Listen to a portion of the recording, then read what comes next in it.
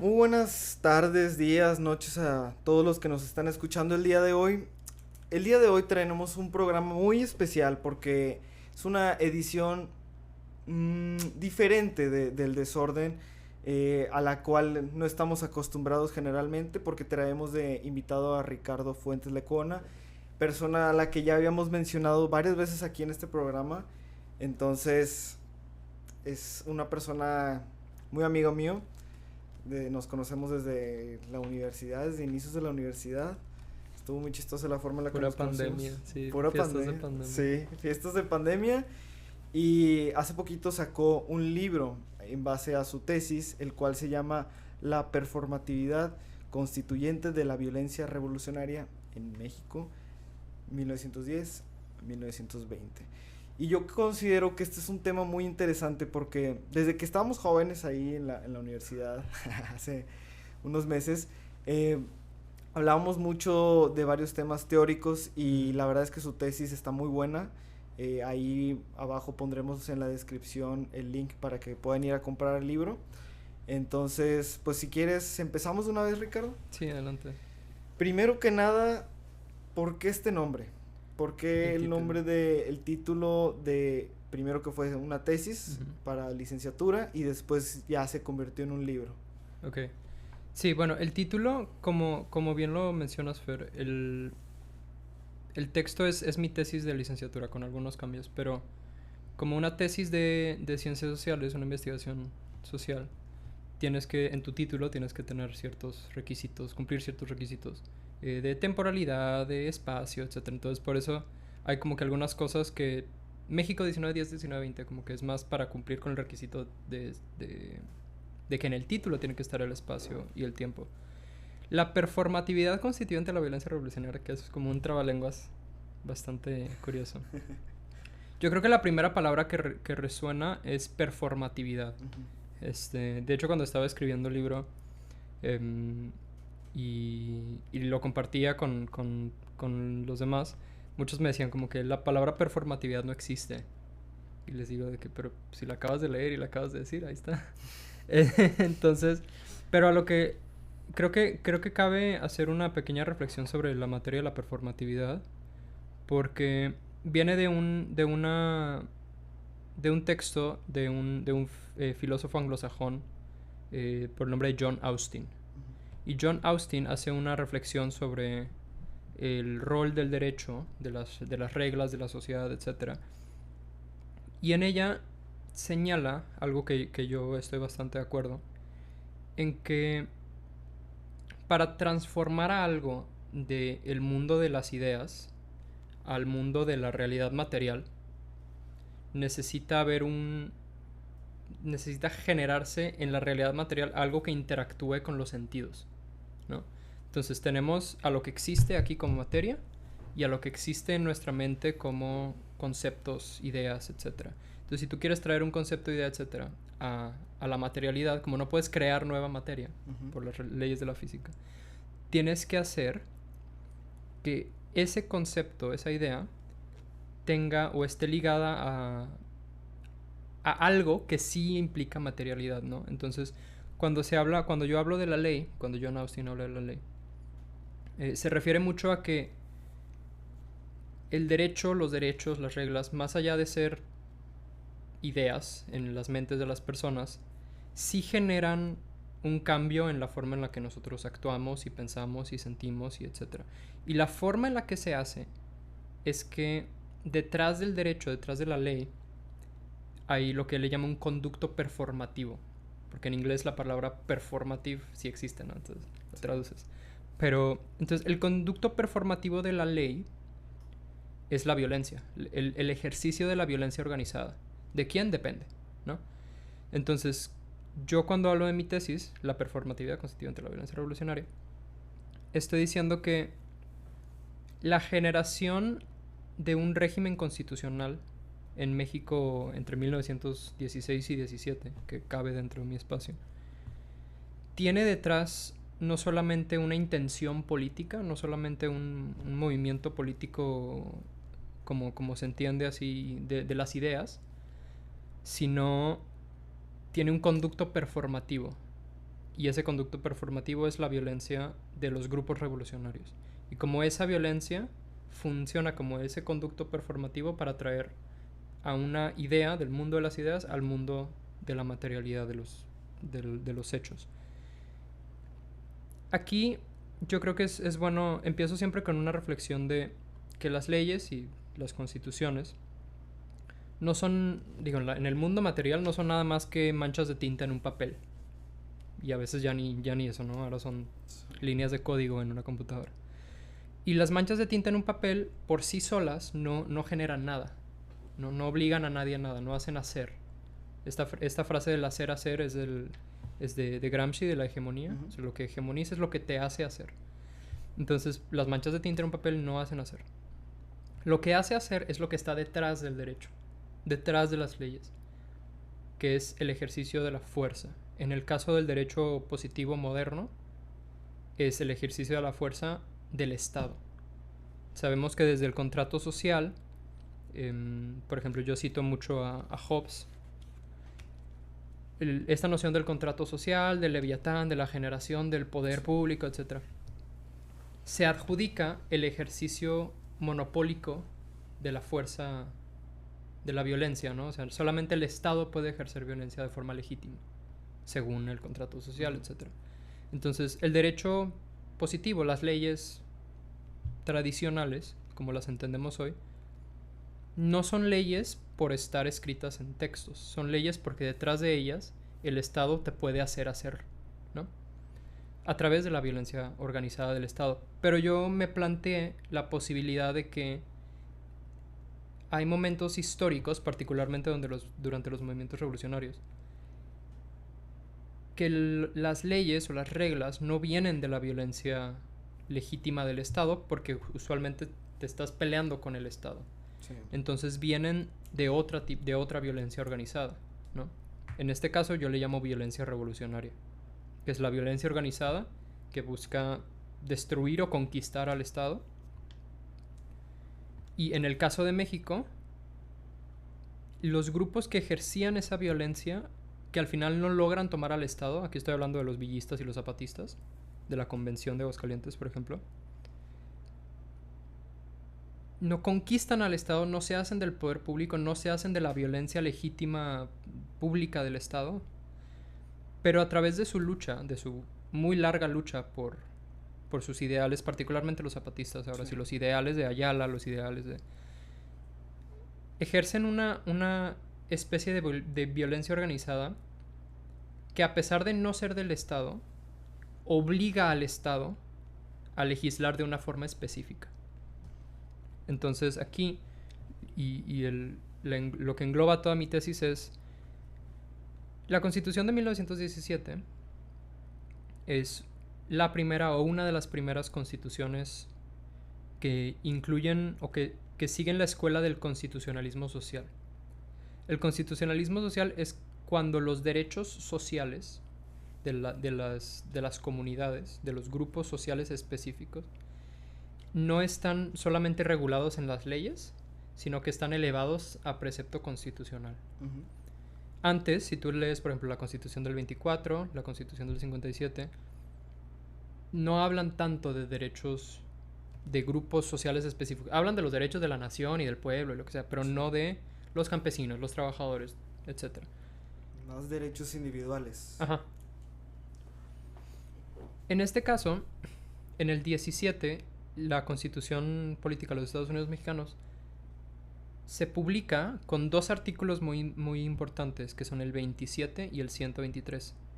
El 27 es toda la materia agraria, incluso, no nada más, es todo lo que tiene que ver con la propiedad. Uh-huh. Entonces, la propiedad de la tierra, evidentemente, toda la materia agraria.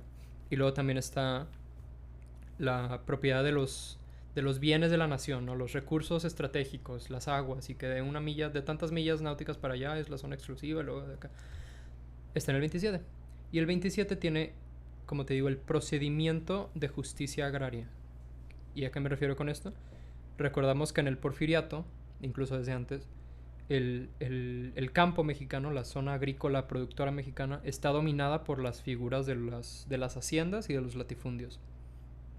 que son pues grandes extensiones de tierra en manos de particulares que generalmente son muy ineficientes, generalmente son muy... son objeto de gran explotación social, de masiva explotación social. Las tiendas de raya y... Sí, justamente, que operan dentro de las Sí. haciendas y los latifundios, ¿no?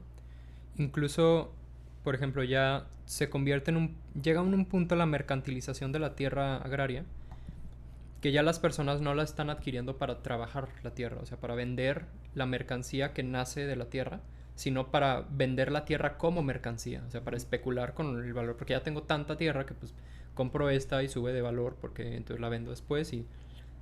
Pero al ser una actividad económica fundamental, el generar comida, esto tiene muchas implicaciones sociales pues, sumamente problemáticas. Entonces, los campesinos mexicanos, particularmente en el centro-sur del país y hacia el sur, o sea, del centro-sur del país más para abajo, que porque ahí hay más densidad poblacional en ese momento, buscan durante la revolución que sea una obligación del Estado atender la cuestión agraria, o sea, que sea una obligación del Estado repartir las tierras, dividir los latifundios y dotar a las comunidades de los recursos necesarios. Y para hacer esto, tenerlo en el rango constitucional es mejor. Porque, digo, sabemos que la Constitución se puede amendar, pero no es tan fácil como amendar una ley o cambiar una ley o reformar una ley o derogar una ley. Entonces, elevar los derechos sociales al rango constitucional se entiende que viene históricamente de la Constitución del 17, como te platico. Y es una coincidencia histórica lo que le da esta importancia. Porque en 1918 termina la Primera Guerra Mundial, colapsan los grandes imperios europeos, que de hecho ya empezaban a colapsar desde el 17, Austria, Alemania, Rusia, etc. Y de ahí nacen muchas repúblicas de corte liberal nacionalista, Checoslovaquia, Hungría, Alemania. Yugoslavia, Alemania, la Alemania Weimar, Polonia. Y todos estos países que nacen en ese momento, en 1917, 18, 19, voltean hacia el mundo a ver cuál es el experimento constitucional más reciente, cuál es el derecho más contemporáneo, más moderno. Y pues México tenía una constitución que publica en los primeros meses de 1917, entonces se inspiran en la constitución del 17. Recordemos también que las repúblicas que nacen de los imperios europeos tienen un corte social muy fuerte. Las revoluciones entonces, por ejemplo, la revolución socialdemócrata en Alemania, ¿no? Sí. O en Austria, la Viena Roja, de los días de la Viena Roja. Entonces, la elevación al precepto constitucional de los derechos sociales la adopta Occidente en ese momento. Y ahora es la norma en la mayoría del derecho continental, es decir, el derecho occidental que no es anglosajón. Tenemos constituciones sociales, constituciones que elevan los derechos de las comunidades hasta el rango más alto posible del derecho positivo, que es la Constitución. Y luego nacen, esto lo estudiamos en la carrera, luego cuando nacen, por ejemplo, los derechos humanos modernos, las constituciones, a veces sí, a veces no, funcionan como un catálogo de derechos fundamentales. ¿Por qué? Porque por la escuela del derecho social se han ido aumentando más derechos en las constituciones, ¿no? Entonces, cuando se agrega recientemente el derecho al medio ambiente sano, es una enmienda constitucional al artículo 4 de la Constitución mexicana. Entonces, las constituciones se empiezan a convertir como en esta especie de catálogo de derechos humanos. Y la reforma de derechos humanos, que viene relativamente reciente, la figura, por ejemplo, incluso desde antes, la figura del amparo, por ejemplo, de obligar al Estado a hacer algo o no hacer algo, es en atención a que se está violando un precepto de la Constitución. O sea, el amparo es un mecanismo de control constitucional. Si el Estado está violando la Constitución, en particular mis derechos fundamentales, yo recurro al amparo. Entonces, por eso es tan importante la lógica de elevar los derechos sociales al rango constitucional. Bueno, y el tema histórico, sí, porque ya... El tema histórico, la importancia histórica viene... Digo, no porque en Alemania se inspiraron en las constituciones y demás. Viene porque a nosotros en México no se nos enseña tan explícitamente, pero se nos da a entender que la Constitución del 17 fue el producto político de Carranza, de Venustiano Carranza. Sí. Hay un mural que a mí me gusta mucho que es de Jorge González Camarena, que está Carranza, es un mural, es cuadrado, está Carranza, es un gigante en medio, y está escribiendo la Constitución, y hay hojas volando, detrás de él está un águila, detrás de él... De hecho, siempre lo ponen como un gigante, ¿no? Sí, de hecho la tengo aquí, esa imagen, por ejemplo. Bueno, ahorita la encuentro, pero a lo que voy con esto es que... Es esta, mira. Si quieres acá. A ver, pásame para... Miren, para que vean, es esta. Bueno, pues la podemos poner en edición. Sí, la puedes poner como en post, pero digo, hasta la tengo, Sí. tanto que la tengo aquí, ¿no? De hecho, es algo que iba a mencionar también, que dentro del libro también tienes varias ilustraciones para ejemplificar un poco más de lo que se está hablando en el texto y también como contextualizar.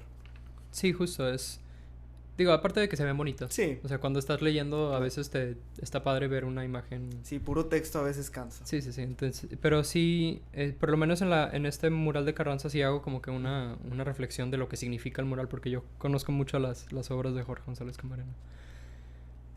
Pero mi crítica a Carranza es además una crítica que yo le hago y que muchos a lo largo de la historia le han hecho al estudio de la historia. Desde que se estudian a personajes de la era clasiquísima como a Alejandro Magno, a Julio César, y luego te vas avanzando, ¿no? A Carlo Magno. Y luego... Incluso a sus enemigos, ¿no? También se ponen estas grandes figuras como Vercingetorix, Sí. de Atila el Juno. Sí, el tema aquí es que la historia se cuenta y se enseña a partir de los roles de los individuos, de los reyes y de los generales. Y esto genera algo que en inglés se llama Great Man History, la historia del gran hombre, que es el entendimiento histórico de que los grandes cambios en la historia de la humanidad son el resultado del genio o el no genio de personas específicas. ¿Sí? Ok. Entonces, el Imperio Romano nace porque Julio César y Octavio lo hacen. El liberalismo republicano europeo nace porque Napoleón lo lleva y lo exporta de Francia. Y una crítica histórica, del estudio de la historia me refiero, es que la historia no la hacen los individuos. Para mí es un error pensar que la historia la hacen los individuos. Para mí la historia la hacen, y ya esto es una de las escuelas de pensamiento que me adhiero a través del libro. La historia la hacen las condiciones materiales de las sociedades, ¿no? Entonces, la pugna entre la dominación, el uso, el ejercicio y las obligaciones de los medios de producción, que es el materialismo histórico que conocemos todos, ¿no?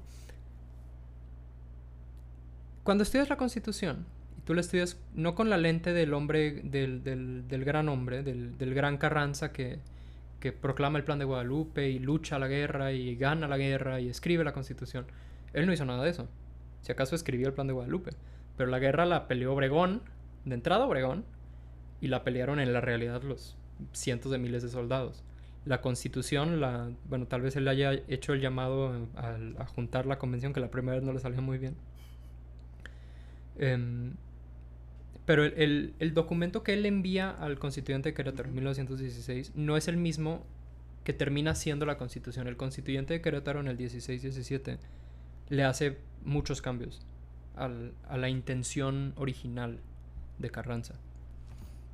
Y dos de estos cambios son los que les digo, el artículo 27 y 123. Y lo hacen no porque otra vez, no porque hay grandes hombres en la convención o en el Congreso Constituyente. O sea, no porque tal diputado ilustrado llevó el derecho. No. Lo hacen porque ya es 1916, ya pasaron casi 7, o sea, ya es finales del 1600, ya pasaron casi 7 años de guerra civil en México, desde el Plan de San Luis hasta este momento. Y una de las constantes de la revolución es que la revolución realmente son dos revoluciones. Es una revolución política, una revolución que los marxistas le llamaríamos una revolución burguesa, o sea, por derechos políticos nada más, por un reacomodo del Estado. La que empezó Madero. Ajá, la que encabeza Madero y luego Carranza. Sí. Pero también es una revolución social por, por revisar la cuestión agraria, que es la cuestión capital de la revolución, pero por revisar la dominación de los medios de producción. O sea, vamos a retirarle los medios de producción de alimentos y de todo lo que emana del campo a los hacendados, a los caciques. Que se empieza antes, incluso desde de antes de la que empezara Madero. Sí, ideológicamente se funda, sí, incluso desde tiempos de Juárez. Entonces, a lo que voy con esto es que son dos revoluciones. Y es el momento en el que Porfirio Díaz decide reelegirse en 1910. Que la revolución política, o la cuestión política, que son estos nuevos jóvenes políticos encabezados o cristalizados con la figura de Francisco y Madero, que quieren aspirar al poder político.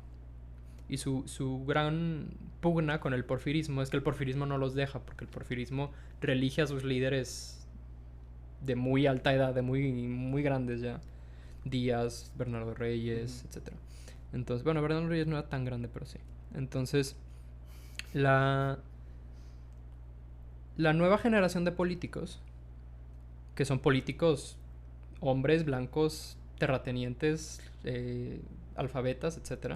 O sea que no es la mayoría de la población, quiere heredar el poder político. El porfirismo no los deja. Entonces, cuando Díaz se reelige en 1910, después de haber dicho que no lo iba a hacer, ahí hay un quiebre. Y la clase política decide que la única forma va a ser la vía revolucionaria. O sea, no va a ser a través del Estado, sino en contra del Estado. Vamos a conquistar al Estado. Y al mismo tiempo, las contradicciones en el sistema de la hacienda, o sea, un sistema que quiere producir porque quiere aparentar ser más eficiente y por eso es centralizado, pero que al final termina sin producir porque incluso se empieza a ver la tierra como mercancía y ya no es necesario producir. Es ahí, más o menos en 1910, cuando ambos grupos están de acuerdo con acudir a la vía revolucionaria. ¿Por qué? Porque los campesinos necesitan, o bueno, algunos campesinos consideran necesitar una especie de aliados en la política, un real político, alguien que sepa cómo funcionan. Otros campesinos no. Otros dicen, yo no quiero nada que ver con eso. Y los políticos, como ya los describí, que son una clase social relativamente pequeña, digo, comparado con todas las clases sociales del país, pues necesitan manpower, necesitan gente si le van a hacer la guerra al Estado, ¿no? Entonces el político necesita del campesino, porque el campesino es el 90 y tantos % de la población. Y algunos campesinos piensan necesitar al político, o piensan que es conveniente en ese momento aliarte con el político, que es completamente entendible. Entonces nace el Plan de San Luis Potosí.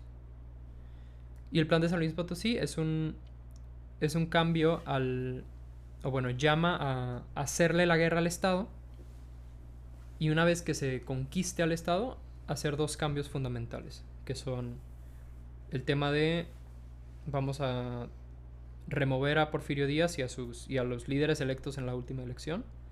Vamos a establecer el principio fundamental de la revolución política, que es el sufragio efectivo no reelección, acuñado por Porfirio Díaz 40 años antes. Y vamos a llevar a cabo la reforma agraria. Vamos a tomar todos los grandes haciendas, latifundios, los vamos a repartir y los vamos a dotar a las comunidades que los necesitan para subsistir, para trabajar, etc. Y lo que pasa es que durante la presidencia de Madero, por el hecho de que Madero vio más, al final quiso mantener un poco más intactas las instituciones formales del Estado. No se liquidó el Senado, no se liquidó la Corte, no se cambió la Constitución. Madero operó bajo la Constitución del 57, que era de Juárez, que es la misma con la que operó Porfirio. Entonces, aquí hay un debate histórico entre si Madero realmente quería y no pudo hacer la reforma agraria, o simplemente a la hora de llegar al poder, pues ya no era necesario porque ya había llegado al poder. Y aquí nace el Plan de Ayala. Entonces los campesinos del sur se dan cuenta que acabamos de sangrar y morir por Madero, lo elevamos a la presidencia a cambio de nada. Entonces los campesinos del sur, principalmente de Morelos y los alrededores de Morelos, se levantan en armas y le hacen la guerra a Madero. Y es el plan de Ayala, y el plan de Ayala equipara a Madero con Díaz. Dice que la dictadura no importa si es de Díaz o es de Madero, etc. Y ahí está el primer quiebre. Y eso es lo que les digo de las constantes de la revolución. Porque como son dos revoluciones, la de la política, o la de la política y la social, tienen objetivos al finalmente diferentes. Se alían en el plan de San Luis porque el medio era el mismo, ¿no? La revolución, hacerle la guerra al Estado. Pero después ya no. Entonces, cuando el heredero político de Madero quiere, bueno, después de derrotar a Huerta, que hizo el golpe de Estado y asesinan a Madero, a Pino Suárez, etc., el heredero político de Madero, que era gobernador de Coahuila, que es Carranza, él quiere hegemonizar su modelo revolucionario. Si él quiere conquistar al Estado y que sea su revolución, la revolución política, la que genere hegemonía en el país. Y los campesinos, ya habiendo sido traicionados una vez, pues quieren lo mismo, pero para ellos. Quieren conquistar al Estado y hegemonizar la revolución social, ¿no? Que para los campesinos no es tan relevante quién es presidente, cómo se separan los... Para ellos es, para los movimientos revolucionarios, más grassroots. Sí. Pero lo importante es, quiero que el Estado me dote de las tierras que necesito para subsistir. Entonces, esa guerra, que es la guerra de facciones, la guerra entre los revolucionarios de la revolución social y los revolucionarios de la revolución política, la ganan los revolucionarios de la revolución política por superioridad militar, por mayor eficiencia jurídica, etc. Porque en este caso, la revolución social estaba centrada en la Convención de Aguascalientes. Y jurídicamente la Convención de Aguascalientes emitía leyes, reglamentos, emitía planes, bueno, no planes, emitía como estos principios, ¿no? Los principios básicos de la revolución, etc. Pero como es un cuerpo colegiado, y son un montón de revolucionarios de un montón de lugares, de un montón de bandos, es muy difícil emitir legislación rápido y coherente. Mientras Carranza, que era como un jefe absoluto de emergencia en un estado de guerra, o sea, el plan de Guadalupe de Carranza desconoce a la corte, desconoce al Congreso, y Carranza actúa como legislador único. Entonces Carranza emite decretos a lo bestia, ¿no? Sí. Y ese es un procedimiento muy interesante que yo estudio en el libro, que le llamo la pugna por hegemonía jurídica revolucionaria. Entonces ya vencimos al porfirismo, ¿no? Ya a Porfirio y a Huerta. Y ahora está esta cuestión de cuál revolución va a ser la que se hegemonice sobre el Estado, o si van a ser las dos, o qué está pasando. Y ambos bandos empiezan a intentar ganar legitimidad con el pueblo, con las masas, ¿no? Al principio, incluso dice Obregón en sus diarios, al principio la convención, la revolución social, estaba en un lugar de poder, una posición de poder increíble.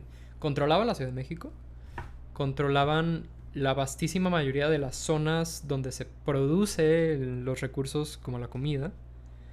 Y además, por ser ellos los jefes de las masas, los líderes de los campesinos y de los... pues tienen muchísima legitimidad. Entonces, Carranza empieza como que perdiendo. Pero es a través de este procedimiento, de esta ofensiva legislativa, además de una ofensiva literalmente militar, que Carranza empieza a ganar un poco más de legitimidad. Hago aquí en el texto una tabla de comparación justo por la pugna entre las fechas y los momentos en los que ambos lados, aquí está, ambos lados empiezan a emitir legislación en materia social. Convencionistas. Sí, la convención, la revolución social, y los constitucionalistas, la revolución política.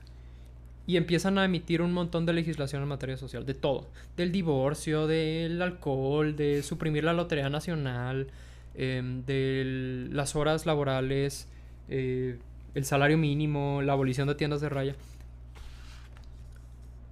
Y lo hacen al mismo tiempo. Es un paralelismo jurídico. O sea, si vives en una zona donde controla la convención, pues después del decreto sobre el salario mínimo, pues ahora te afecta a ti esa ley y la de Carranza no. Pero si llega Carranza mañana y ahora controla él, pues ahora Carranza tiene la lógica jurídica del constitucionalismo, entonces es distinto. ¿Y qué tan efectivos serán en la implementación de este tipo de decretos? Ese es muy bueno porque generalmente en el caso de la convención, como la convención lo que quería era repartir la tierra, usualmente las comunidades ya estaban repartiendo la tierra a su modo en algunas zonas, particularmente en Morelos. O sea, las comunidades ya durante... Porque estamos en una guerra civil, entonces pues ve y mata al cacique y quítale la tierra y repártela entre tú y tus amigos.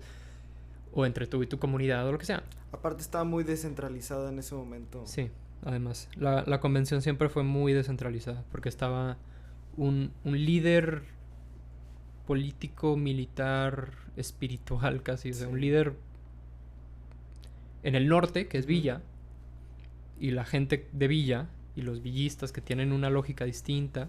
Y luego está otro líder, gran líder de los movimientos en el sur, que es Zapata. Entonces hay mucho... Que nunca hubo como que gran pelea entre Villa y Zapata, pero sí el hecho de que estaba tan descentralizado sí llegaba a ser un poquito inconveniente para las labores de generar un estado, generar leyes, etc. Pero a lo que voy con esto es que Carranza gana la ofensiva militar, ya sabes, gana en Celaya, regresan a México, lo que sea, ¿no? Y gana la ofensiva jurídica. Simplemente porque es más rápido. Él puede emitir 3 decretos y ahorita los escribo, los emití y ya está. Y la convención tiene que debatir un cuerpo de 500 personas, que la mitad son gente de este, la mitad son gente de este, el otro. Entonces gana Carranza. La pugna la gana Carranza.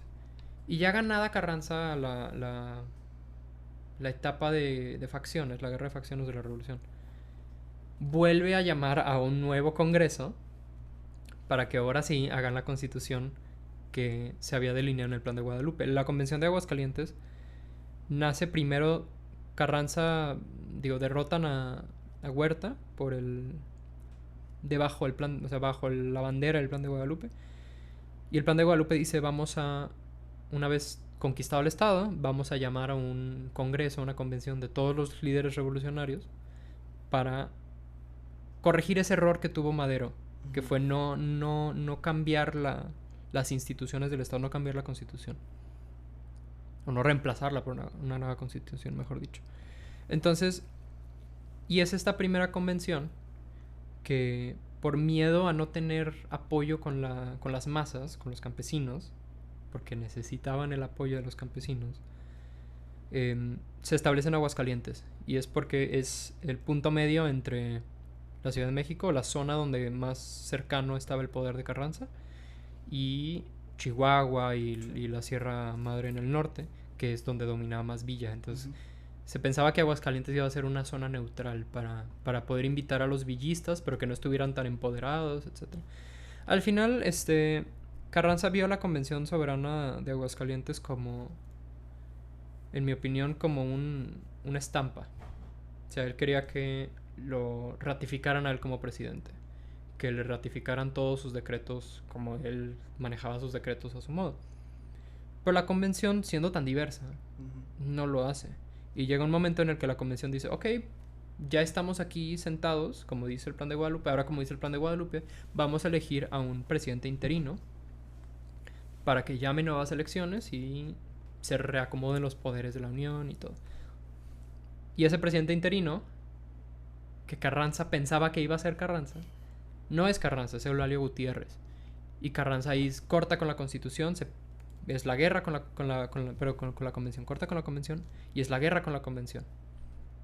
Como ya platicamos, la guerra la gana Carranza eventualmente. La Convención, hablé con un gran historiador de la Convención, el doctor de la Torre Rangel, y él le gusta utilizar esta frase: la Convención se muere de hambre en Morelos.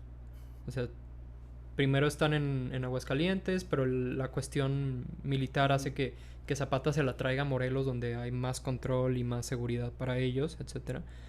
Pero como pierde legitimidad y se empiezan a pelear y al final la convención se queda tirada en Morelos.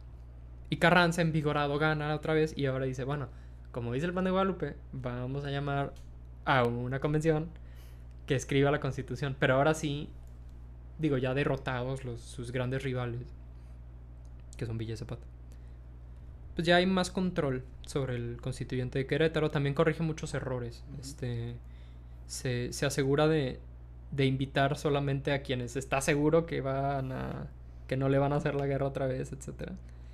Pero también se le reconoce que algunos miembros del constituyente de Querétaro fueron miembros antes de la convención.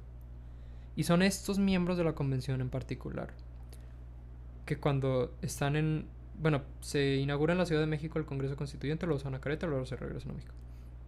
Estando ya juntos, el nuevo Congreso Constituyente, les llega la iniciativa de reforma elaborado por Carranza y sus juristas, ¿no? O sea, tampoco es como que Carranza estaba haciendo todo. Y ellos estudian la reforma, la propuesta de reforma de Carranza, y tampoco le dan un blank check. O sea, tampoco la firman y ya está. Sí la estudian críticamente. Particularmente sobre los derechos sociales. ¿Por qué? Carranza, siendo la revolución política que no veía tanto por los derechos sociales, y ahora habiendo derrotado a los campesinos, a los zapatistas, a los villistas, pues ya no ve tan necesario apelar al campesino en la Constitución porque ya los derrotó, ¿no? Pero son los miembros de la convención los que reconocen que una de las razones fundamentales por la que la guerra civil no paraba era constante traición a la cuestión agraria.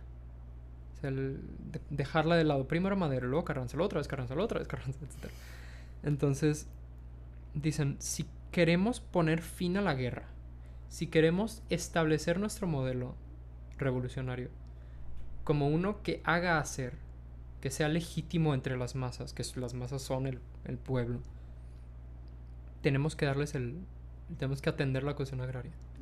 Y te voy a leer, mira, una frase de Juan de Dios Bojorquez, que él fue diputado en el Congreso Constituyente, pero además él fue el presidente de la mesa directiva del Congreso Constituyente. Y cuando empiezan a hablar de la materia agraria, que de vuelta en la iniciativa de Carranza no había materia agraria, o había muy poca materia agraria, él da este discurso. Dice, en estos momentos se ha iniciado el debate más importante de este Congreso. Tenemos que estudiar durante estos debates el problema capital de la revolución, que es la cuestión agraria. Digo que la cuestión agraria es el problema capital de la revolución y el que más debe interesarnos porque ya en la conciencia de todos los revolucionarios está que si no se resuelve debidamente este asunto, continuará la guerra. Entonces, el jefe de la mesa directiva da este discurso diciendo, literalmente, si no les damos la reforma agraria, va a seguir la guerra. Es el punto central. Y eso es lo que evidencia mi tesis original, la performatividad constituyente de la violencia revolucionaria. ¿Por qué? Porque para traer algo del mundo de las ideas al mundo de la realidad material, como te dije, necesitamos un conducto performativo, según las ideas de Austin. Ese conducto performativo es la violencia organizada, según las ideas de Austin y un poco mi propia interpretación. Ya sea la violencia organizada del Estado o la violencia organizada contra el Estado, la violencia legítima y la violencia revolucionaria. Y para que performe específicamente, no nada más en la materialidad, pero específicamente en el derecho, a través del derecho, y específicamente como un poder constituyente. Ya ves que cuando son las revoluciones liberales nacionales de Estados Unidos, Francia, etc., y nacen las primeras constituciones como las entendemos el día de hoy, pues la idea es que la constitución la redacta un poder constituyente, que generalmente es un órgano colegiado que representa a la nación o a lo que sea. Las élites. Que en la realidad son... Ajá. Y es este órgano colegiado, por ser representante de la nación, el que tiene el poder de constituir las reglas bajo las cuales se va a organizar la nación, ¿no? Entonces, para que una idea performe como poder constituyente, necesita de la violencia organizada, ¿no? Entonces, los poderes constituyentes tradicionales, los congresos, digamos el Congreso de Querétaro, tenía detrás de él la violencia del ejército constitucional y la violencia legítima del Estado en este caso. Pero yo quiero hacer este cambio. ¿Qué tal si el origen real de los derechos sociales tan celebrados en la Constitución por todo lo que ya platicamos no es, uno, la historia del gran hombre, o sea, no es la voluntad ilustrada de Carranza, ni de Juan de Dios Bojorquez, sino un proceso de lucha social, o sea, un proceso que emana del materialismo histórico, por condiciones, por medios de producción, por etcétera. Y llega a la Constitución, o sea, llega al poder constituyente a constituirse a través de la violencia, no del Estado, sino la violencia contra el Estado. Hay un texto que leo para hacer el libro y luego leo ahora para otro libro que estoy escribiendo, que es sobre la violencia de Walter Benjamin. Y es muy importante para este tipo de reflexiones como que jurídicas, el rol de la violencia, el derecho, etc. Que Walter Benjamin lo dice de una forma distinta, pero creo que estamos pensando en lo mismo. Cuando él habla en términos de Georges Sorel, que es el filósofo social francés que es un proto del fascismo, que luego el fascismo mussoliniano lo adopta, pero realmente Sorel era más como que de las trade unions y luego se hace leninista y es un caos. Pero Walter estudia a Sorel. Sorel tiene esta figura del strike, del general strike, del paro general, y dice que hay dos. Hay uno que es para que los trabajadores cesan sus labores por mejores condiciones, y una vez que se aseguran esas mejores condiciones, regresan a las labores. A eso Benjamin le dice que los obreros están extorsionando al Estado, ¿no? Porque pues sí, o sea, digo, lo ves de una forma práctica, si lo quieres entender con esas palabras, hace sentido. Pero luego está el otro general strike, que es para matar al Estado. O sea, para traer toda la maquinaria de la sociedad a un paro total y que colapse bajo su... Ese es el mito del strike de Sorel, que tiene muchas críticas. Yo le hago muchas críticas. Pero la idea de Benjamin es interesante. La idea de utilizar la violencia organizada contra el Estado para extorsionar al Estado y que conceda mejores condiciones en el campo de la producción, ¿no?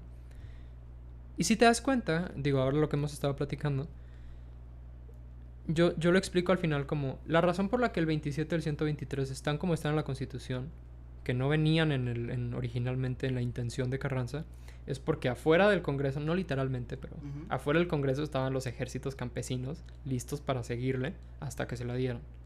Y eso es la performatividad constituyente de la violencia revolucionaria, en este caso en México del 19 al 19-20. Es mucho. Como he sido maestro de historia ya casi, no sé si este es mi 5º año o este va a ser, o sea, no sé si ya cumplí 5 o en este cumplo 5, pero muchos años, y a mí me gusta mucho estudiar las figuras de los planes, que en México tenemos 1 trillón de planes. Sí. Y a veces recordamos muchos planes porque tienen una importancia histórica, política fundamental. El plan de San Luis, por ejemplo, el plan de Iguala, de la independencia, el plan de Tuxtepec, que es el que trae a Porfirio Díaz al poder. Pero los planes, como digo yo como abogado, como los planes no vienen de un congreso, como lo hacen las leyes, no vienen de un cuerpo con poder constituyente o con poder legislativo. Los planes son los jefes de armas ahí en un cuartito, o a veces más, pero sí, que se ponen de acuerdo y establecen sus principios y le declaran la guerra al Estado. Y esos son todos los planes. Entonces los planes no son leyes, o por lo menos no como las entendemos. ¿Por qué? Porque no las elabora un congreso, no vienen del Estado, sino contra el Estado. Tampoco son constituciones, porque generalmente esa no es la intención. Su intención no es servir como la base para un nuevo régimen, aunque a veces sí lo es. Por ejemplo, ya ves que México se independiza en 1821, pero la primera constitución es hasta 1824. Entonces, en ese periodo del primer imperio y luego cuando cae el primer imperio, el referente constitucional, además de la constitución de Cádiz, que es la española, es el plan de Iguala. Entonces, para discernir las cuestiones fundamentales del Estado, de la administración, pues no había una constitución a la cual acudir para ver si esto te corresponde a ti o eso. Entonces se acudía al espíritu del plan de Iguala, se estudiaba el plan de Iguala. Entonces ahí el plan de Iguala sí es un documento metaconstitucional, preconstitucional, o un documento constitucional. No una constitución, pero un documento de importancia constitucional. Cito a un autor que hace ese argumento. Pero hay 1,000,000 de planes.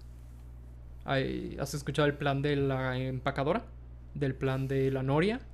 De los 1,001 planes de Veracruz. Los planes que hicieron para quitar a Santa Ana y luego los que él hizo para... Entonces, lo que hace que un plan sea una hoja de papel de unos aguerridos allá que nunca logró nada, como el plan de la empacadora. El plan de la empacadora. Y lo que separa el plan de la empacadora con el gran plan de San Luis, con el plan de Iguala, con el plan de Ayala, que hasta el día de hoy sigue siendo la base de la justicia, del espíritu de la justicia agraria. No hay una diferencia fundamental. O sea, no hay algo en su texto, no hay algo en su intención, no hay algo metafísico que haga que el plan de la empacadora y el plan de San Luis sean tan diferentes. Lo que los hace diferentes es que el plan de San Luis logró triunfar contra el Estado y el plan de la empacadora no. Entonces, lo que hace que un plan, como yo digo, performe, se convierta en derecho, se pueda convertir incluso hasta en un documento de importancia constitucional, es simplemente se proclama el plan, se proclama la guerra contra el Estado, y en este showdown, en esta batalla, si tu violencia organizada, tú como proclamante de un plan, es superior a la violencia organizada del Estado, tu plan se convierte en una especie de derecho. Incluso, por ejemplo, la convocatoria que hace Carranza para llamar a la convención y luego al Congreso Constituyente establece como su fundamentación jurídica el Plan de Guadalupe. Pero el Plan de Guadalupe no es una ley, no es un fundamento jurídico como lo entendemos, es un documento de importancia preconstitucional. Y la única razón por la que se puede usar de esa forma, la única razón por la que puede hacer, es porque venció, porque derrotó a Huerta, porque se hizo de la violencia. Su violencia termina siendo superior a la del Estado. Y se me hace a mí el estudio de la violencia como origen real. O sea, no es como que la violencia crea cosas, ¿no? O sea, la violencia es más una relación.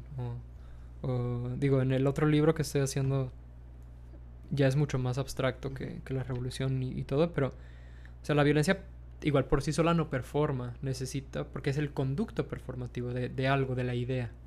Entonces, la idea, el plan, el texto, las manchas de papel, las manchas de tinta en el papel, performan a través de la violencia del Estado o la violencia de los revolucionarios para convertirse en derechos, para convertirse en cambios fundamentales en la sociedad y para eventualmente convertirse en lo que es hegemónico el día de hoy, el constitucionalismo social en el derecho continental.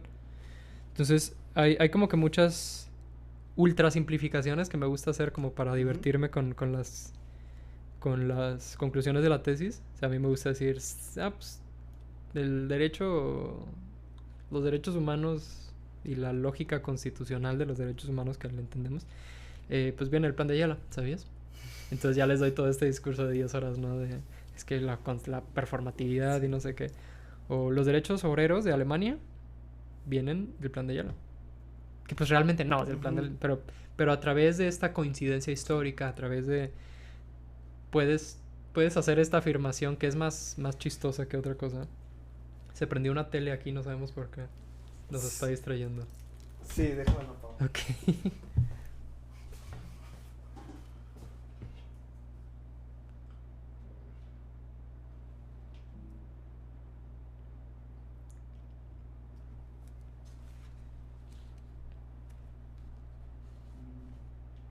Ah, le hubieras dejado el Gran Cañón, se ve bien bonito. Sí.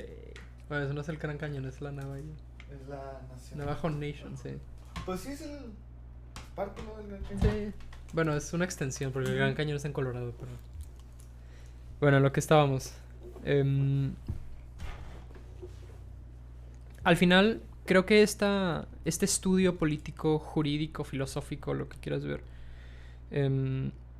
no es único de la historia de México. No es único de la Constitución, no es único de nada. Si tú estudias el resto de los movimientos o de los momentos históricos políticamente importantes, digo que todos lo son, pero los que nosotros vemos como estos grandes cambios, que generalmente son movimientos revolucionarios, Francia, Rusia, México, Estados Unidos, China, etc. Lo puedes entender, o a mí me gustaría que se empezara a entender, no como el producto del pensamiento de los individuos. De los grandes que siempre se mencionan, de Robespierre y luego...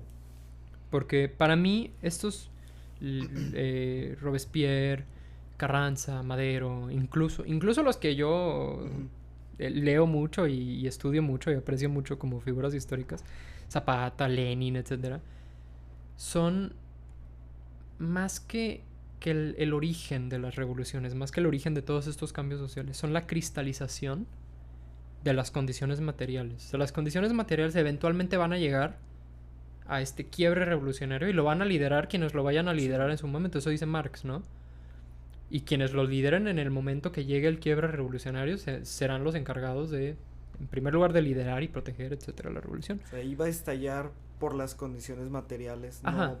No porque hace 30 años nació tal y él traía esta idea, no. Entonces, si la revolución, por alguna razón, hubiera empezado en 1890, pues no estaríamos hablando de Carranza y de Madero, estaríamos hablando de otros dos que terminan históricamente significando lo mismo, porque son para mí la cristalización de las condiciones materiales, que son las que empujan a la historia. Y se cristaliza, se depositan en figuras individuales, que te lo digo como maestro, es mucho más fácil explicar la historia a partir de las figuras individuales. Creo que ese también es un plus que tiene la historia del gran hombre, que para mí está completamente equivocada, pero a la hora de enseñar, de verdad que es muchísimo más sencillo. Entonces yo no culpo a los enseñadores de la historia, a los maestros, algunos historiadores, porque sí es más sencillo. O sea, yo por ejemplo que di 4 años clases de preparatoria de historia de México, yo les decía a mis alumnos, yo no pienso en la historia del gran hombre. Cuando les hable de Hidalgo, de Morelos, no quiero que piensen que la historia son ellos, porque ellos son... ¿Cuántos grandes hombres hay en la historia de México? ¿10? ¿15? Digo, si ya te vas a más y más y más, pues hay más. Y siempre son en los conflictos, siempre. Ajá. Pero ¿cuál es la historia de México? O sea, la historia de México es... Tal vez te puedes ir, si tienes suerte y quien te enseña te está enseñando bien de la época precortesiana, serán los emperadores del Imperio Azteca, y luego Cortés, y luego Hidalgo, y luego Morelos, y luego Guerrero, y luego Iturbide, y luego Santa Anna, y luego tal vez Valentín Gómez Farías, si te están enseñando bien, y luego Juárez, y luego Díaz, y luego Madero, Villa, Zapata y Carranza, y luego Obregón, Calles y los presidentes del PRI, y hasta ahora, ¿no? Pero ellos no hacen la historia, para mí. Entonces yo les decía a mis alumnos, yo les voy a enseñar a través de la lente de las vidas de estas personas, la vida de Hidalgo, la vida de Morelos, la vida de Juárez. Pero no quiero que se queden con la idea que ellos hacen la historia, porque los que hacen la historia son las masas, son los que mueven al Estado, los que mueven las condiciones, Entonces siempre digo, la historia las hacemos todos los días. En los momentos históricos las hacen las masas, todos los días, no nada más en esta fecha, sino que es una constante. Pero sí, o sea, enseñarle a niños de prepa de 14, 15 años y les dices, no, es que las condiciones materiales... Sí se puede, o sea, si los alumnos, las alumnas Es les difícil. interesa, sí se puede, claro, pero pues es un grupo de 30, la mitad no quieren estar ahí, este... Es difícil de contextualizar si no sabes el Sí, trasfondo porque es muy complicado. económico. El materialismo histórico dialéctico es muy complicado. Sí, incluso hay muchos que no lo entendemos. Yo creo que nadie lo entiende en su complejidad hasta que te mueres y tal vez muerto lo entenderás, pero sí, pues a la hora de estudiar la historia, a la hora de hacer libros de historia, pinturas de historia, nombrar lugares en las ciudades sobre historia, pues te vas a ir a los grandes hombres, Ujú. ¿no? Pero no es así. No es así. Para mí no es así. Y el origen del derecho fundamentalmente no es que Salinas llegó un día y quiso cambiar el régimen agrario porque su Se mente ilustró y es todo escribió. es el resultado de y si Salinas no hubiera nacido, hubiera sido alguien más en su lugar. Porque las condiciones son las que determinan la historia, no los Ujú. hombres. Y además esto del gran hombre es... Digo, ya hablando de cosas de género y así, o sea, también es el gran hombre. Muy rara vez es la gran mujer, ¿no? Digo, en parte porque somos culturas occidentales patriarcales, históricamente, y todavía. Pero creo que también le borra mucho la figura de la mujer, la historia del gran hombre. Porque es la historia del gran hombre. O sea, como te digo, empezamos... Ujú. Alejandro Magno, Julio César, Carlomagno, Otto el Grande, Federico el Grande, Napoleón, Mao, todos. Todos son hombres. Hay muy pocos que... Y cuando quieres estudiar a una mujer con la lógica del gran hombre, para mí, estás...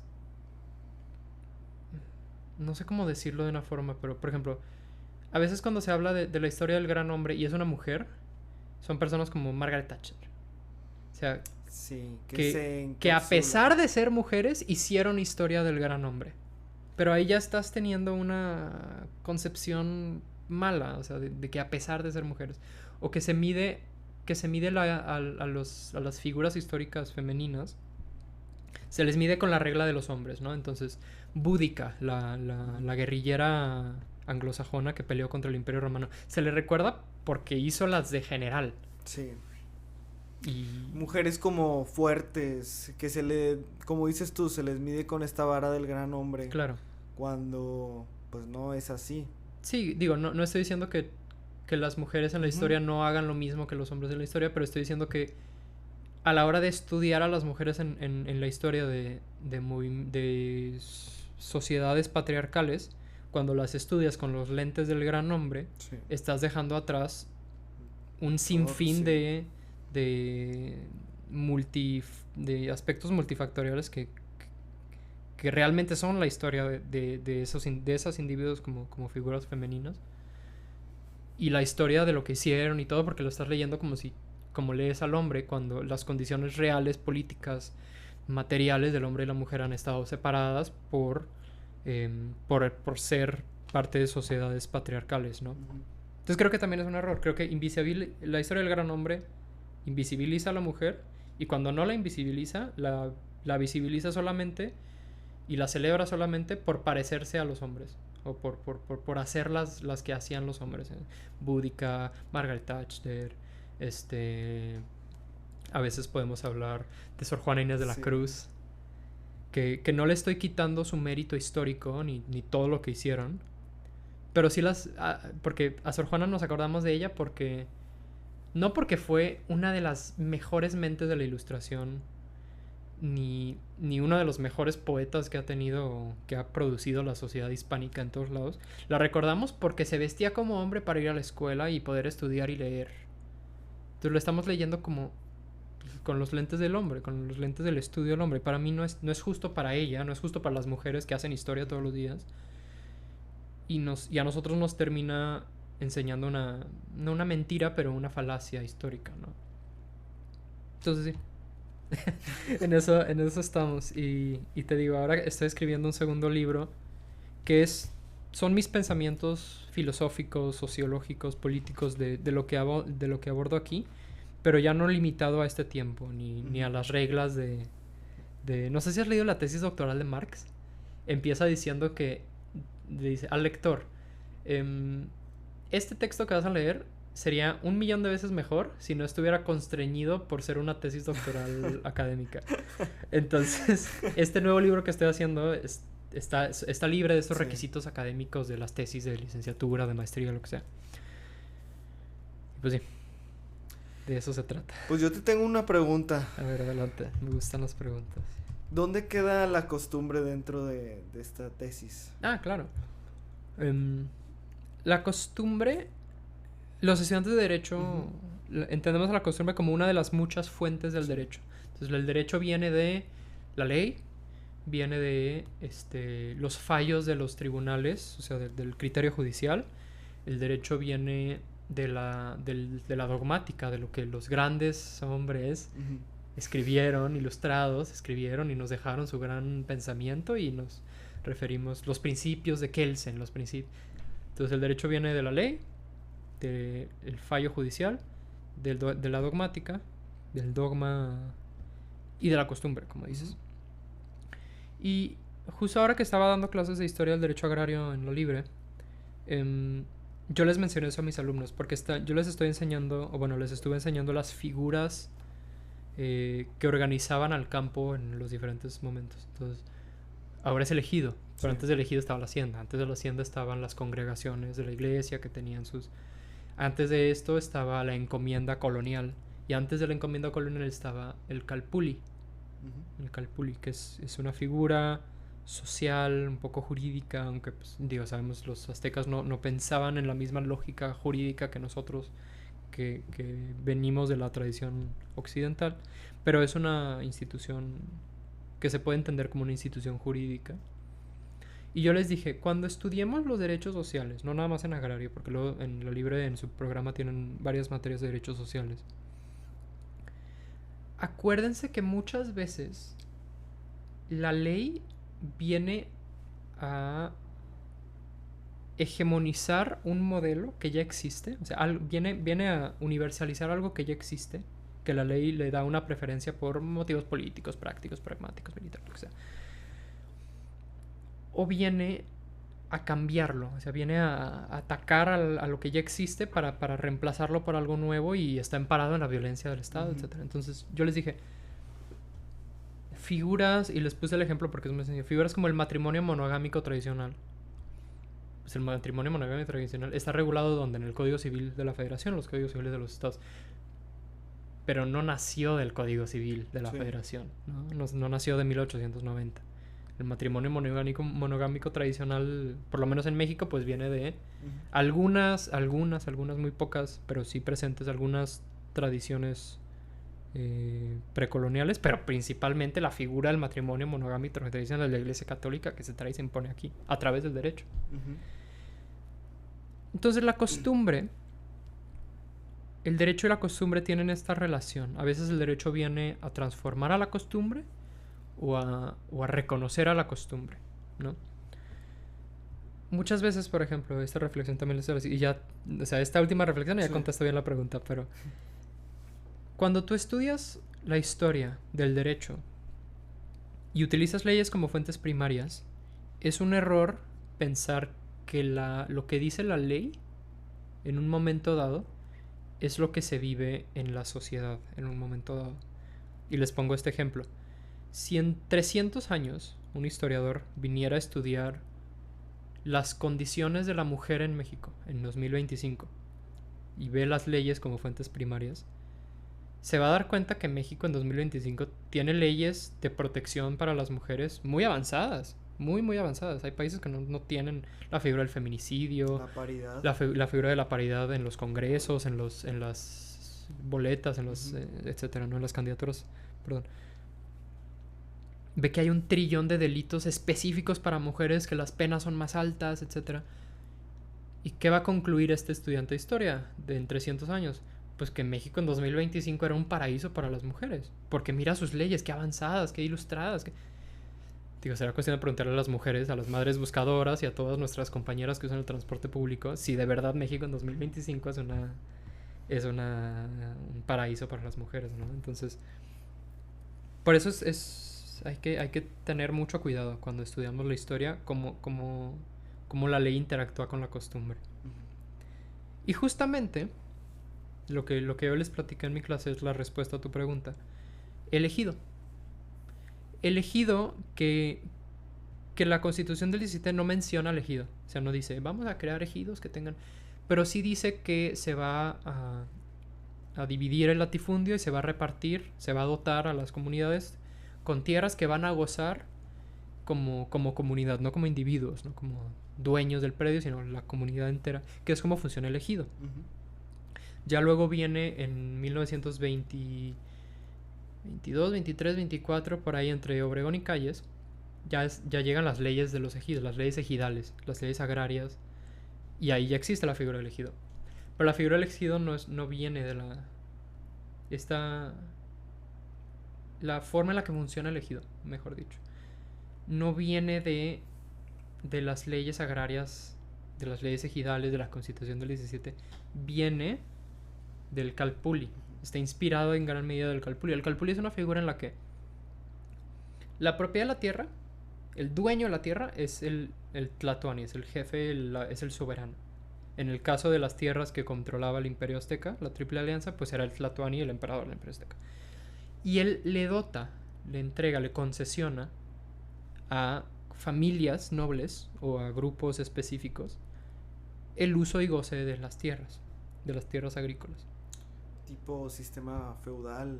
Ajá, sí, muy similar, muy similar. ¿Por qué? Porque en el sistema feudal la tierra es del lord o del rey, sí, lo que sea, y se lo concesiona a miembros de la élite, pero que no pueden hacer lo que quieran con ella.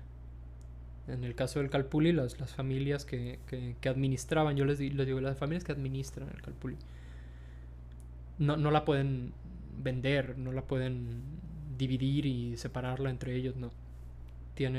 La tienen que trabajar, la tienen que proteger y tienen que pagar a cambio un tributo. Lo mismo, digo, si lo quieres ver así, lo mismo que el feudalismo europeo medieval. Pero la diferencia aquí es que entre el feudalismo europeo medieval y la encomienda, que es el resultado del feudalismo europeo medieval que viene a España, que viene a la Nueva España a través de las leyes de Burgos, es que el Calpulli, ese uso y goce que se le entrega, que se le concesiona a comunidades, a grupos colectivos. La encomienda, en algunas zonas del feudalismo europeo, se le da a individuos, a particulares. A ti, ya ves esos nombres españoles, sí. José Francisco de la Santísima Trinidad del Rosario, es él. Y a tus hijos. Y si acaso se le podrá heredar al hijo varón mayor y así, pero tienen el uso y goce los individuos, los particulares, mientras que en la figura del Calpulli son las comunidades. Entonces, si te vas de la encomienda a la propiedad privada, a la ley Lerdo, que es la ley que le arrebata todas sus tierras a la iglesia, y no se la da a la gente en colectividad, se la da a la clase mercantilista, porque con Juárez el liberalismo empieza a nacer el capitalismo, entonces se la da a una clase mercantilista y específicamente a particulares individuales miembros de esta clase, ¿no? Y vemos en lo que resulta cuando la tierra la pueden adquirir libremente y enajenar y vender y comprar libremente los particulares en un momento histórico en el que está naciendo el capitalismo. Después llega la revolución industrial a México en las últimas décadas del Porfiriato y se acelera la acaparación, la destitución, todo. Y es esta época del siglo XIX, ¿no? La segunda mitad del siglo XIX, cuando están los JP Morgans y los Rockefellers, y cuando nace el capitalismo y es así de voraz, es tan puro, tan libre el capitalismo original de la revolución industrial. Entonces el resultado es lo que acabamos con las haciendas y los latifundios. Y a la hora de ver, pues, cómo vamos a... Porque, a ver, si partimos el latifundio en 1000 pedazos y se lo damos a cada quien en lo individual, vamos a acabar en lo mismo, ¿no? Entonces hay que dárselo a las comunidades en común para que el ejercicio, la explotación de esos recursos sea de la comunidad para la comunidad, no de un individuo para otro, que el individuo un día lo vende y ahora hay uno que tiene 2 veces más que el otro y se empieza a hacer el revoltijo, ¿no? Por ejemplo, una de las reglas fundamentales del ejido original, ya no el de hoy, era que el ejido no se podía enajenar. No puedes vender el ejido, no puedes, se podían dotar ciertas partes para... Ujú. No, pues que porque a veces son comunidades grandes, entonces no, la gente de esta zona pues tiene esta tierra para ellos y así, pero realmente la figura del ejido no se podía, en ningún momento se podía vender. ¿Por qué? Porque matas al latifundio a través de la expropiación, que implica que el Estado le paga el valor del bien al propietario original.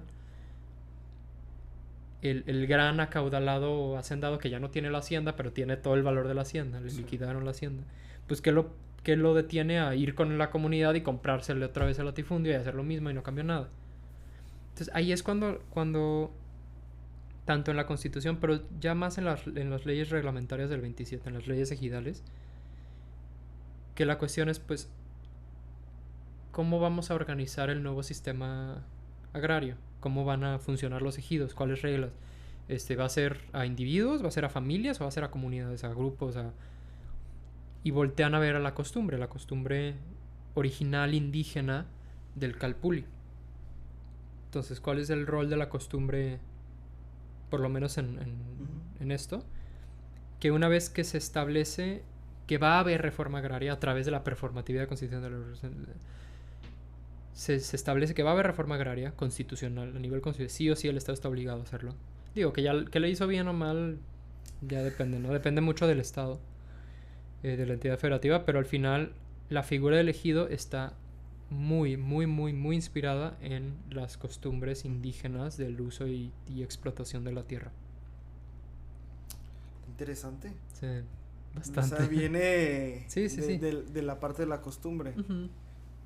Tengo otra pregunta ya para finalizar. Digo, está un poquito larga, pero... No pasa nada. ¿Dónde actualmente se podría ver la aplicación de tu tesis? Ok, no, pues en todos lados. O sea, porque tiene 2 aplicaciones, ¿no? La de un estudio histórico. Como estudio histórico te puedes aplicar esta lógica histórica de estudio histórico a toda la historia, ¿no? Entonces ahí está en todos lados.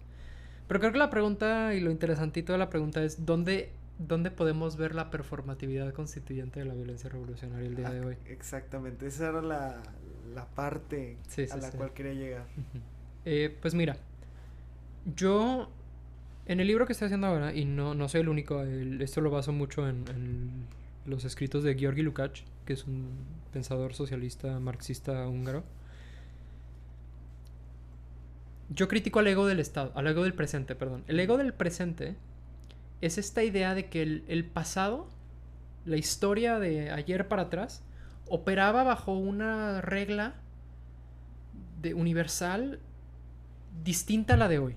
Y que el futuro operará bajo su propia... Pero para mí no, o sea, para mí el presente es el resultado del pasado y el futuro el resultado del presente, que en sí es el resultado del pasado. O sea, todo es constante. No porque yo estoy vivo hoy, porque mi conciencia existe en un momento dado, significa que las cosas son fundamentalmente distintas. Entonces muchas veces, cuando se estudian las revoluciones, en la academia particularmente, se estudian como estos momentos históricos tan importantes, tan necesarios para el avance de los derechos, para el avance de la sociedad, pero empiezas a hablar de una revolución hoy y no, porque es que ya no es necesaria la violencia porque tenemos instituciones. Eso le decían a Zapata también, eso le decían a Madero también, eso le decían a Espartaco también. O sea, pues no es como que por el hecho de que estamos vivos hoy operemos o nuestras sociedades operen por una lógica fundamentalmente distinta a la de la historia. Entonces, claro que puede haber performatividad constituyente de la violencia revolucionaria hoy y mañana. La cuestión es, el día de hoy, las sociedades occidentales, en su mayoría, no están en un momento de quiebre revolucionario aún. Digo, esto ya es mucha teoría, o sea, sí. Es más como que la teoría marxista y así. Pero creo que nos estamos acercando. Hay un tema que habla mucho Engels, que es el cambio cuantitativo a un cambio cualitativo. Entonces dice Engels que a veces en la naturaleza los cambios de poco a poco terminan en cambios fundamentales. Entonces te pone el ejemplo del agua. El agua líquida de 30 grados centígrados y tú le aplicas un cambio cuantitativo de cantidad a su temperatura a 31 grados. ¿Y qué pasó? Nada. 32 grados, ¿qué pasó? Nada. 34, 98 grados, ¿qué pasó? Nada. Pero hay un punto de quiebre ahí. Cuando tú brincas de 99 grados centígrados a 100 grados centígrados, el agua líquida ya no es agua líquida un poquito más caliente, se convierte en un estado de la materia fundamentalmente diferente.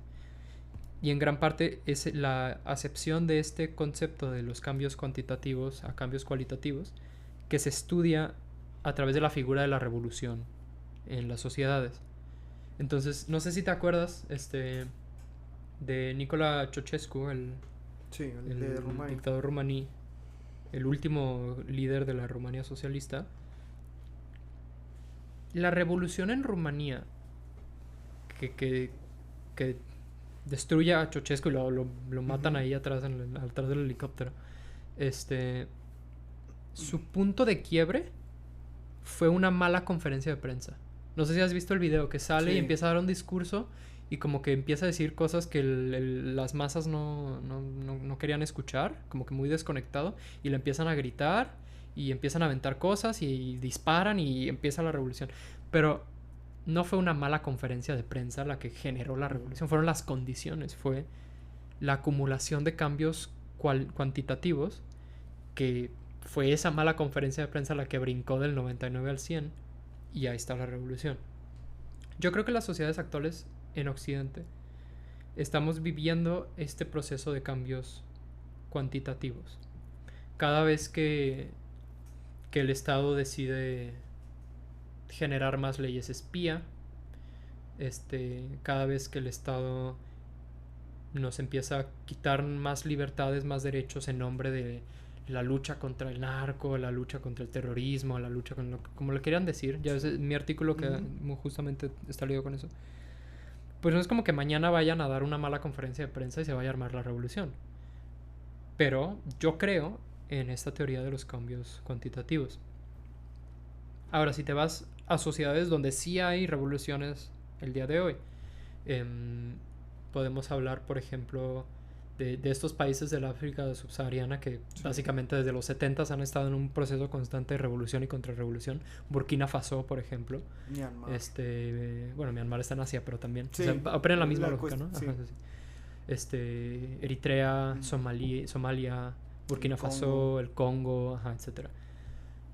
Muchas veces vemos a los movimientos revolucionarios y decimos que no son legítimos porque sus leyes y sus reglas y su operatividad no vienen del Estado, no vienen de la ley, de la Constitución, de los congresos, y los tachamos como ilegítimos, como rebeldes, como terroristas, porque su derecho no está amparado para performar en la violencia legítima del Estado, sino en la violencia revolucionaria contra el Estado. Entonces esta tache de, por ejemplo, de decirle a todos los movimientos anti-Estado terroristas, y terrorista te trae este trauma histórico que se tiene en Estados Unidos de los ataques del 11 de septiembre, en Europa de todos los... Entonces es muy conveniente utilizar la palabra terrorista para decir, cuestionemos la forma en la que se organiza la vivienda y el trabajo en regiones como el West Bank o Gaza. Porque si las personas que quieren atender esas cuestiones, o sea, el despojo de vivienda de los originarios palestinos por manos de los colonos israelíes, y resisten estos grupos, o sea, tampoco estoy hablando de grupos específicos, ¿no? O sea, de grupos que resistan. Algunos, por ejemplo, resisten en líneas religiosas y eso a mí no me parece tan adecuado. Pero también muchos de estos grupos fundamentalistas religiosos tienen un origen en la estrategia política de Occidente. ¿Por qué? Porque la religión era este gran bastión contra el comunismo. En Afganistán, en Turquía, en Irán. Pero vemos grupos resistir, no nada más armados en Burkina Faso y en Gaza y en Myanmar y les decimos, terroristas, les decimos rebeldes, les decimos ilegítimos. Y luego vemos grupos resistir aquí, que tal vez no resistan con el rifle, pero resisten tomando espacios, resisten dejando de trabajar, etc. Y les decimos lo mismo, rebeldes, incluso terroristas, ilegítimos, antiestado, golpistas, estas cosas. Pero creo que a Hidalgo le hubieran dicho lo mismo.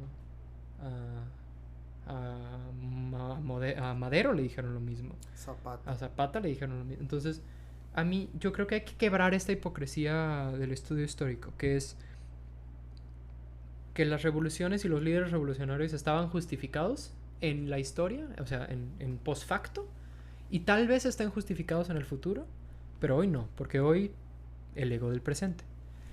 Entonces, ¿en qué aplica hoy? O sea, yo creo que nos da las herramientas para entender a los movimientos no estaduales, no como movimientos por elecciones, por cargos populares, no por movimientos, por esta idea de que los terroristas quieren sangre y ya, y no, sino como un estudio a la historia que se está escribiendo hoy.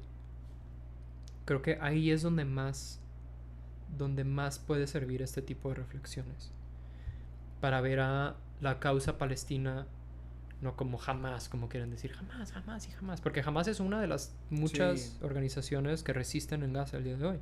La segunda es el PLFP, que es marxista y tiene esta lógica un poco más laica, etcétera. Pero a todos los empacan en la cajita de Hamas, en la cajita de terroristas, entonces son terroristas, todo lo que hacen está mal, es ontológicamente malvado, y son ilegítimos, y son golpistas, y lo que sea. Pero no, porque atienden a una realidad histórica, atienden al desarrollo de cambios cuantitativos, cambios cualitativos que terminan con movimientos revolucionarios. Bueno, dan paso a movimientos revolucionarios. Y yo creo que es este estudio de que nuestro propio derecho viene de los rebeldes, de los...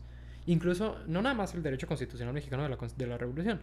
El liberalismo, el derecho liberal constituyente, el derecho positivo que nace entre los siglos XVII, te puedo decir más atrás, pero yo siempre empiezo XVII hasta el XX, que ahí es las constituciones, las repúblicas, los congresos, son movimientos revolucionarios y mataron gente y claro que no era legal lo que hacían, no estaban parados en una ley elaborada por... No. Era una lucha de un grupo. Claro. Con otro grupo. Entonces no hay que pensar en la historia como el Estado versus... como la justicia del Estado versus los rebeldes o así. Porque nuestra propia historia, la que hoy es hegemónica, el derecho positivo que hoy es hegemónico, nace de la revuelta, de las revoluciones en Francia, de la sangre de los trabajadores de París. Entonces luego llega este derecho positivo que nace de la sangre de la revuelta, la sangre de la pólvora.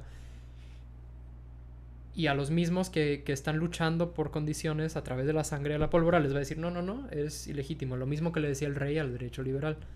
Ahora el derecho liberal le dice al derecho naciente, al derecho de la resistencia.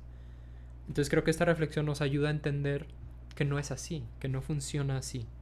Que los sistemas jurídicos, las reglas, están amparadas en violencia, todas. Todo. Si no, no hegemoniza, no te hace hacerlo con alguien. Y esa violencia puede venir tanto del Estado como de contra el Estado, de la sociedad, la violencia. Y generalmente la que lleva a cabo estos grandes cambios en la vida histórica, política, social del mundo, no es la violencia que viene del Estado, es la violencia que viene en contra del Estado, la que rompe al status quo, la que transforma las relaciones. Entonces yo creo que ahí es donde más es útil este tipo de reflexión. Qué interesante. Sí, yo pensaba que se iba a ir por ahí esta conversación de cómo se puede aplicar esta tesis a lo presente. Como mencionas tú, tienes estos dos lados, ¿no? La cuestión histórica de analizar, bueno, se puede utilizar esta tesis para analizar los diferentes movimientos en su momento, pero también actualmente pues se está viviendo este tipo de procesos, que es una cuestión de, bueno, la forma en la que el Estado ejerce esta violencia o la forma en la que se está ejerciendo la violencia para contrarrestar al Estado y quitar el status quo. Entonces es muy interesante y Y sí, ¿tienes algo más que agregar? Pues no, creo que es la plática estuvo bastante larga. Sí, Sí, y muy buena, la verdad. sí, me gusta, me agrada. Está padre. Incluye una crítica también que es la crítica a la pureza de las cosas, ¿no? Ujú. Que tú has visto que yo he entrado en muchos debates con gente sobre estas Sí. materias. Eh, en la política pura, el derecho puro, la política pura de Arendt, ¿no? El derecho Ujú. puro de Kelsen. Como para mí las cosas no existen por sí solas, ideal, o sea, las cosas no existen por darles espacio en el mundo de las ideas, como diría Platón. Ujú. Pero las cosas existen en relación, en su relación física con el resto de las otras cosas que existen y se dan significado, como diría Aristóteles, o como diría Hegel, o como diría Engels. No viven en un vacío, Ajá. no es como la política vive ajeno a lo Sí, o sea, es económico. como la política, esta frase, la política y la economía son prácticas humanas distintas. Pues no. A Sí. ver, ¿por qué? ¿Por qué? Y esto yo lo digo, y ya para cerrar, ¿qué determina las condiciones materiales, sociales, etcétera? ¿En qué se ampara? ¿En qué las legitima? El derecho. Son las leyes. Las leyes te dicen que, digo ya no tanto, pero en ese entonces, antes, sí era literal, solamente este grupo podía ser dueño de los medios de producción. Y el día de hoy todavía te lo dice, nada más que no te lo dice tan expreso. O sea, te dice, para ser dueño de la tierra tienes que ser mexicano, tienes que cumplir con esto, tienes que no sé qué. Y al final el mercado determina un precio que solamente puede pagar un grupo muy chiquito. Y el derecho lo permite, ¿no? Le da el blind eye, como dicen. Y la política, que es la ciencia que estudia y argumenta y genera la forma en la que nos vamos a organizar, lo posible, ¿no? Cuando se pone de acuerdo, cuando se crea una idea política, a través de qué se establece, a través del derecho, de la ley, de las constituciones. O sea, una gran reforma política es una gran reforma de las leyes, de las reglas de la sociedad. Y, y luego los temas como los medios de producción, incluso hasta las identidades de género, el quién soy yo frente a mí mismo y frente al resto de la sociedad, eso también se lo adjudica el derecho.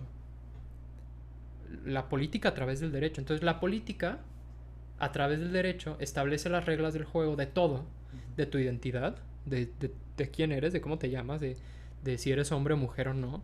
Eso está en la ley y tú podrás identificarte con una identidad de género ajena hacia adentro, pero hacia afuera hay cosas que el derecho te va a limitar si no encajas dentro de bueno, no sé, planes de protección a mujeres periodistas, ¿no? Entonces, si una persona es no binaria, pues no es mujer y el derecho le va a decir, no, pues tú no eres mujer, es para mujeres. Entonces a mí se me hace muy, muy, como cínico, incluso hasta malvado, decir que la política puede ser pura y que no puedes pensar o que ensucias a la política con la economía y con el género y con la identidad. Porque la política se adjudicó la economía y las reglas de la economía y del género y de la identidad. Entonces ahora resulta que yo no la puedo criticar a la política cuando la política se adjudica las reglas a través del derecho. Y claro que se critica también, el derecho tampoco es puro, el derecho no existe por sí solo, el derecho es la cristalización de las reglas y la forma en la que a través de la violencia se legitima un, un modelo, una idea, etcétera, ¿no? Entonces, sí, yo creo que para cerrar, creo que está bien dar ese pequeño rant sobre la pureza de La las pureza de las ciencias ideas. sociales, ajá, que no existe y para mí es un gran, grave error pensar en que podemos hacer política sin pensar en la economía, sin pensar en el Antropología. género, sin pensar en la historia, porque todas están determinadas una por la otra, ¿no? Digo, es uno de los principios de la dialéctica, ¿no? Que la naturaleza está conectada y determinada y las cosas son cosas, no por ser cosas, sino por las cosas que tienen cerca y lo que no son y lo que... Entonces, por ejemplo, la letra A es A porque después de A sigue B y porque antes de A no sigue nada, no viene nada. Entonces, si antes de A vendría algo más, A seguiría siendo A, pero no sería lo mismo, no implicaría lo mismo. Si después de A no siguiera B, B tampoco fuera lo mismo que es hoy. ¿Sí? está un poquito... Pero sí, o sea, Sí. las cosas están determinadas, las ciencias sociales en particular están conectadas y determinadas como todo el resto de la naturaleza.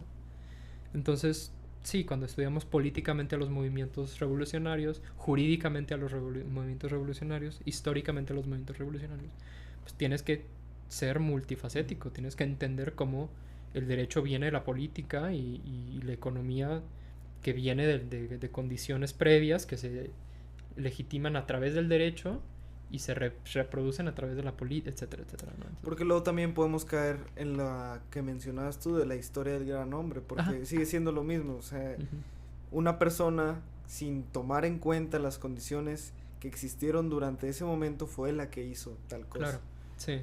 Sí, entonces creo que, digo, para sus lectores y escuchadores, ¿cómo se dice? Porque no son radio escuchas, porque no estamos en la radio, ¿qué No, es? ya no estamos como en su momento. Sí. Se podría decir como internautas.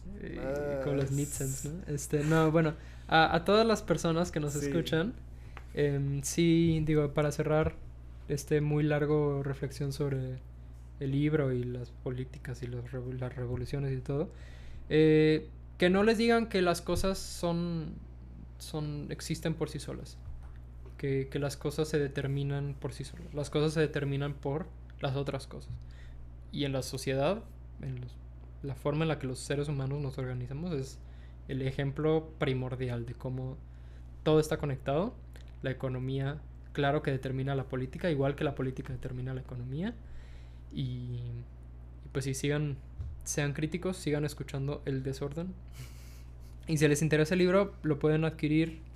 Les voy a pasar la liga de la sí, tienda. Uh-huh. la ponemos aquí abajo también. Sí, está barato. Yo la verdad no le gano casi nada. De hecho ya no le gano nada porque mi acuerdo con la editora era que, o sea, era o te damos un porcentaje de las ventas o te damos un porcentaje de las impresiones y tú haces lo que quieras con ellos. Entonces yo elegí las impresiones, Es- que me mandaron un montón de libros y los regalé y algunos los vendí así. Pero si hoy tú vas y pagas una copia de la performatividad en Busca Libre, ya no me va a ganas. caer un centavo a mí. O sea, no lo estoy diciendo yo para, ay, cómprame. Aparte está barato, vale ciento y tantos pesos. O sea, Sí. creo que hasta la misma editora le dan de ganar muy poquito. O sea, porque imprimir un libro, aparte las hojas están a color y todo. Sí, de hecho, las ilustraciones Sí. están muy bien. Entonces, no estoy vendiendo por vender. Estoy expresando la Por amor al arte. sí, la facilidad, o sea, para que lo adquieran, los que lo pueden adquirir por un precio y los que Ujú. no, me pueden buscar en redes y yo tengo el PDF y se los puedo hacer llegar en el caso de que porque hay personas que no Sí. tienen para andar gastando dinero en libritos, ¿no? Entonces, también. Es que pues es todo. Pues muchas gracias, Ricardo, por haber venido el día de hoy a hablar del libro y hablar un poco más de estas reflexiones que traes. Y está muy interesante, la verdad.